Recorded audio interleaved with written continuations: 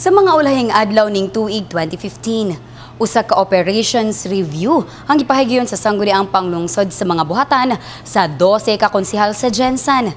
Kamusta kaha? Og unsa ang ilahang nabuhat sa tibuok tuig?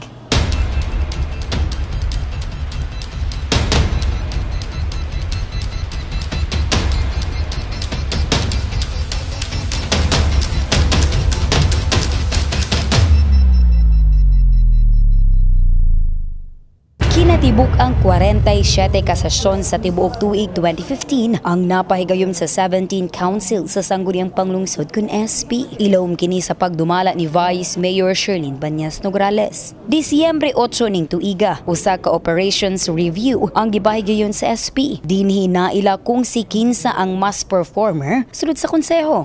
Dinhi usab gitagaan og pag-ila ang mga konsehal nga daghang nabuhat nga mga ordinansa, konsehal nga mibuhat og daghang committee hearing ug si kinsa ang kanunay present sa sesyon.